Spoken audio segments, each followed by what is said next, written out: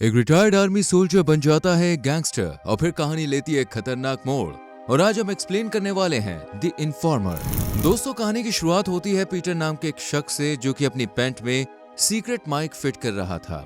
दरअसल Peter US army से related एक सोल्जर था और अब ये एफबीआई के लिए अंडरकवर एजेंट के रूप में काम कर रहा था। पीटर ने 3 साल की मेहनत के बाद एक पॉलिश गैंग में जगह बना ली थी और ये अब इस गैंग के लीडर जिसका नाम था क्लिसेक उसे एफबीआई के हाथों पकड़वाना चाहता था। और ये काफी रिस्की था, इसलिए वो अपनी बीवी सोफिया और अपनी प्यारी सी बेटी को एक सेफ जगह पर भेज देता है और खुद यहाँ से निकलकर एफबीआई हैंडलर एरिका के पास जाता है। एरिका पीटर को एक फोन देती है और कहती है कि जब भी तुम्हें खतरा लगे तो तुम एक सिगरेट पीना, जिससे हमें पता चल जाएगा कि तुम खतरे में हो। यानी ये सिगरेट एक सिग्नल था। ये सुनकर पीटर भी इस फोन को अपनी पैंट में छुपा लेता है और फिर अगली सुबह पीटर क्लिसेक के भतीजे जिसका नाम स्टेजिक था उसके साथ ड्रग्स लेने जाता है। और जब ये लोग कार में वापस आते हैं तो स्टेजिक कहता है कि आज मैं क्लिसेक को ड्रग्स नहीं बल्कि कैश दूंगा, जिसका मतलब था कि स्टेजिक इन ड्रग्स को क्लब में ही बेचने वाला था। स्टेजिक की ये बात एरिका भी उसका पीछा करने के दौरान सुन रही थी। अब पीटर भी स्टेजिक के साथ क्लब में ड्रग्स की डील फाइनल करने के लिए जाता है, जहां एक कस्टमर ड्रग्स की डील करने के लिए आया हुआ था।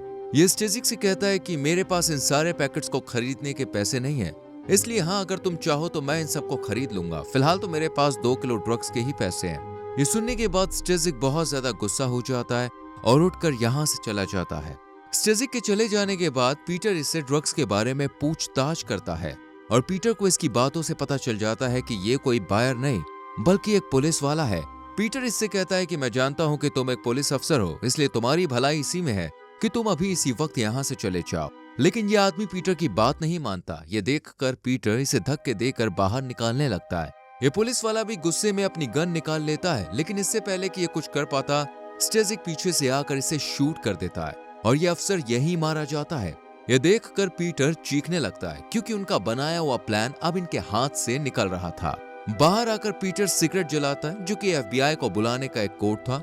पुलिस अफसर की मौत की वजह से एरिका यहाँ इसकी मदद करने के बजाय अपनी टीम के साथ यहाँ से चली जाती है, लेकिन पीटर को स्टेजिक के साथ यहीं रुकना पड़ता है। अब इस मर्डर के बारे में क्लिसेक को भी पता चल गया था और इसलिए वो पीटर को मिलने के लिए बुलाता है और कहता है कि मैंने सुना है कि उस पुलिस वाले ने तुम्हारे सर पर बंदूक तानी थी और स्टेजिक ने उसे मारकर तुम्हारी जान बचाई। पीटर कहता है हाँ। इस पर क्लिसेक कहता है कि फिर तो तुम्हें स्टेजिक का बदला चुकाना चाहिए। हम जानते हैं कि एसपीडी अफसर इस जुर्म में हमारा पीछा नहीं छोड़ने वाला है, इसलिए तुम इसका इल्जाम अपने सिर पर ले लो और 5 साल के लिए जेल चले जाओ और वहां तुम हमारी पॉलिश गैंग के साथ मिलकर ड्रग्स के बिजनेस को हैंडल कर लेना। इससे पहले कि पीटर मना कर पाता, क्लिसेक कहता है कि इसका जवाब देने से पहले एक बार अपनी फैमिली के बारे में अच्छे से सोच लेना। ये सुनकर पीटर समझ जाता है कि उसे क्लिसेक की बात माननी ही पड़ेगी। पीटर अपनी फैमिली को घर ले आता है और एरिका को फोन करके पूछता है कि तुमने मुझे धोखा क्यों दिया। इस पर एरिका कहता है अगर एफबीआई इसमें इन्वॉल्व हो जाती तो तुम्हारी 3 साल की मेहनत वेस्ट चली जाती और क्लिसेक को भी पता चल जाता है कि तुम एक अंडरकवर एजेंट हो। पीटर भी ये सुनकर सब समझ जाता है। अब इसी रात पुलिस को उस पुलिस वाले की डेड बॉडी मिल जाती है। यहाँ डिटेक्टिव एडवर्ड भी था जो कि इस पुलिस वाले का काफी अच्छा दोस्त था। ये देखकर एडवर्ड इसके खूनी का पता लगाने में जुट जाता है। एडवर्ड को पता लगता है कि इसका दोस्त क्लब में ड्रग की डील करने आया था। ये जानने के बाद वो क्लब के बाहर की सीसीटीवी फुटेज देखता है जिसमें बाहर पीटर खड़ा होता है। वहीं दूसरी तरफ एरिका पीटर को अपने बॉस से मिलवाती है जो कि बताता है कि ये सिचुएशन बहुत बड़ी है। वो कितनी भी कोशिश कर ले लेकिन वो एक पुलिस अफसर के मर्डर को कवर नहीं कर सकते, इसलिए तुम क्लिसेक की बात मान लो और जेल जाकर क्लिसेक के खिलाफ सारे सबूत इकट्ठा कर लो ताकि उनके सबूतों के बेस पर एफबीआई क्लिसेक को पकड़ सके। इस तरह तुम भी जेल से बाहर आ जाओगे, लेकिन अगर तुम जेल नहीं जाओगे तो तुम्हारे ऊपर एक अफसर को मारने का चार्ज लगेगा। ये सब सुनने के बाद पीटर फैसला करता है कि वो क्लिसेक की बात मानकर जेल चला जाएगा। अगली सुबह पीटर अपनी वाइफ सोफिया को भी सब बता देता है कि वो कुछ दिन के लिए जेल जा रहा है। ये सुनकर सोफिया काफी दुखी होती है। पीटर इस दिन को अपनी बेटी के साथ बिताता है, साथ ही उसने जेल की सारी बाउंड्रीज को ध्यान में रखते हुए एक मैप भी बना लिया था। अगले दिन प्लान के मुताबिक पीटर अपने आप को पुलिस के हवाले करके जेल चला जाता है, जहाँ सबसे पहले पीटर का फोटोशूट होता है और फिर एक धोखेबाज गार्ड पीटर को अंदर ले जाता है। जेल के सभी कैदी पीटर को देखकर बहुत खुश होते हैं और उसका किसी हीरो की तरह वेलकम करते हैं। ये गार्ड पीटर को सबक सिखाने के लिए एक अफ्रीकन गैंग के पास ले जाता है ताकि ये लोग पीटर को अच्छे से मजा चखा सकें। लेकिन ऐसा नहीं होता क्योंकि क्लिसेक का पुराना साथी यहाँ आकर पीटर को बचा लेता है और पैसे देकर यही पीटर का भी बेड लगवा देता है ताकि सबको पता चल सके कि पीटर भी पॉलिश गैंग का ही मेंबर है। अगले दिन से पीटर भी इसी गैंग के साथ रहने लगता है और ये लोग पीटर को खुद के बचाव के लिए एक ब्लेड भी दे देते हैं जिसे पीटर अपने पास छुपा कर रख लेता है। इधर एडवर्ड खूनी का पता लगाने के लिए FBI ऑफिस में जाता है और एरिका से मिलता है और पूछता है कि तुम पीटर को जानती हो। इस पर एरिका और उसका बॉस साफ इनकार कर देते हैं कि हम किसी पीटर नाम के आदमी को नहीं जानते। ये सुनकर एडवर्ड इन्हें एक तस्वीर दिखाता है जिसमें एरिका और FBI टीम पीटर के सामने से कार गुजर रही थी। एडवर्ड इन्हें धमकाते हुए कहता है कि अगर FBI को पता चला कि इसी का मेंबर पुलिस अफसर की मौत में मिला हुआ था तो FBI और SPD के बीच जंग होने से कोई नहीं रोक सकता है। लेकिन इतना सब कहने के बाद भी एडवर्ड को कोई जवाब नहीं मिलता, जिसके बाद एडवर्ड पीटर की वाइफ सोफिया के पास जाता है, जहां सोफिया से भी उसे पीटर के बारे में कुछ खास जानकारी नहीं मिलती। ये सब देखने और सुनने के बाद एडवर्ड भी हार नहीं मानता और सीधा जेल में पीटर को ही फोन कर देता है और पीटर को कहता है कि अगर तुम चाहते हो कि तुम जेल में जिंदा रहो तो मुझे मेरे दोस्त के खूनी का नाम बता दो। लेकिन पीटर था कि इसकी बातों को नजरअंदाज करके शांत खड़ा रहता है। वहीं एंट्री होती है स्माइली नाम के कैदी की, जो कि गार्ड को पैसे देकर पीटर को अपने पास बात करने के लिए बुलाता है और फिर पीटर से कहता है कि इस जेल में मेरे अलावा किसी को भी ड्रग्स का बिजनेस करने की परमिशन नहीं है और क्योंकि ये नहीं चाहता था कि जेल में किसी और का राजपाट हो, इसलिए ये पीटर को डराने धमकाने के लिए उसे खूब मारता है और फिर आखिर में पीटर को रस्सी से बांधकर ऊपर लटका देता है। इसी वक्त पीटर स्माइली को बताता है कि वो क्लिसेक के लिए काम नहीं करता बल्कि वो तो FBI के लिए काम करता है। ये सुनकर स्माइली भी इसे पीछे छोड़ देता है क्योंकि असल में उसकी दुश्मनी भी क्लिसेक से ही थी। इधर एरिका अपने बॉस को बताती है कि हम बहुत बड़ी परेशानी में फंस गए। एडवर्ड और SPD दोनों ही पीटर की जानकारी निकालने में जुट गए और हो सकता है कि जांच पड़ताल के लिए FBI पर भी टीम बैठ जाए, इसलिए पीटर को खत्म करना पड़ेगा क्योंकि अगर FBI की इंक्वायरी होती है तो केविन अपना नाम हटाकर एरिका को फंसा सकता था। वहीं जेल में स्माइली ब्लैक गैंग की मदद से पीटर को क्लिसेक की सारी जानकारी दे देता है। अब पीटर के पास क्लिसेक के खिलाफ सारे सबूत थे, इसलिए वो एरिका को फोन लगाता है, लेकिन एरिका उसे कुछ भी नहीं कहती बल्कि खुद क्लिसेक के वकील के पास जाती है और पीटर के बारे में सब सच बता देती है। अब ये बात जेल में भी पता लग चुकी थी, इसलिए एक ब्लैक गैंग का आदमी पीटर से कहता है कि तुम अपनी जान बचाओ, तुम्हारी सच्चाई सबके सामने आ गई है।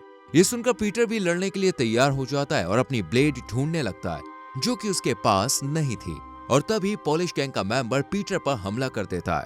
अब चूंकि पीटर एक माहिर सोल्जर था इसलिए वो इसे ही मार डालता है और जानबूझकर इसकी लाश को कैमरे के सामने ले आता है ताकि गार्ड भी अलर्ट हो जाएं।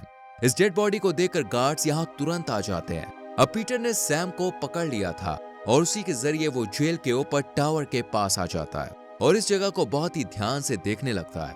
पीटर ने इस जेल का नक्शा पहले ही बना लिया था, इसलिए वो उसे ध्यान करता हुआ उस जगह पर लाइन खींचता है जहां पर स्नाइपर्स निशाना नहीं लगा सकते थे। दूसरी तरफ स्टेजिक अपना बदला लेने के लिए पीटर के घर उसकी वाइफ और बेटी को मारने के लिए आता है, लेकिन तभी यहाँ एडवर्ड आकर इन्हें बचा लेता है। वहीं जेल के बाहर FBI के स्नाइपर और केविन पहुंच गए थे।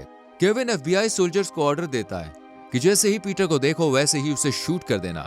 स्टेजिक गार्ड के फोन से अपने घर कॉल लगाता है और बात करता है कि तभी FBI कम्युनिकेशन सिग्नल्स को बंद कर देता है। अब पीटर गार्ड को उठाकर स्नाइपर को अपना लुक दिखाता है और फिर गार्ड के कपड़े खुद पहनकर इसे अपनी पीठ पर उठा लेता है और यहाँ से जाने लगता है कि तभी इस गार्ड को होश आता है और वह पीटर पर हमला कर देता है और इन दोनों की लड़ाई शुरू हो जाती है।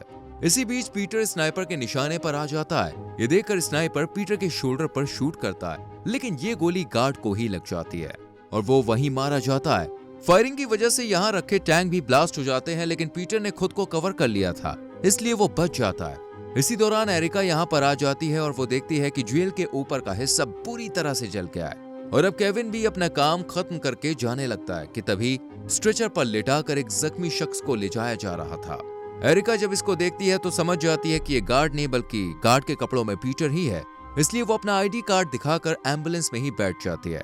एरिका पीटर की मदद करना चाहती थी इसलिए वो अपनी गन निकालकर पीटर को दे देती है।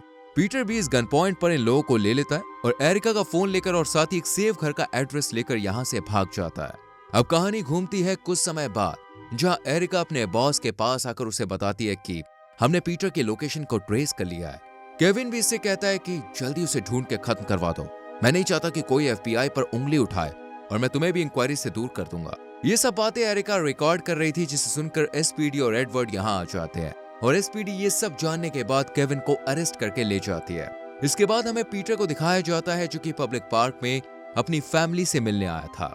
लेकिन एरिका पीटर को बताती है कि यहाँ पहले ही बहुत से अंडरकवर एजेंट हैं। इसी बीच एडवर्ड पीटर के पास आता है और उसे एरिका का दिया हुआ फेक पासपोर्ट और प्लेन का टिकट देता है और कहता है कि जब सब ठीक हो जाएगा तो तुम्हारी फैमिली को तुमसे मिलने के लिए भेज देंगे। ये सुनकर पीटर एडवर्ड को थैंक्स बोलता है और दूर से सोफी और पीटर एक दूसरे को देखते हैं और फिर पीटर चला जाता है और यही इस मूवी की एंडिंग हो जाती है। दोस्तों, आपको ये वीडियो कैसी लगी कमेंट सेक्शन में जरूर बताएं। वीडियो को लाइक और शेयर करें, चैनल को सब्सक्राइब कीजिए। अगर आपको इस मूवी का लिंक चाहिए तो हमारे टेलीग्राम चैनल को ज्वाइन कर लीजिए, जिसका लिंक आपको डिस्क्रिप्शन में मिल जाएगा। Thank you so much for watching.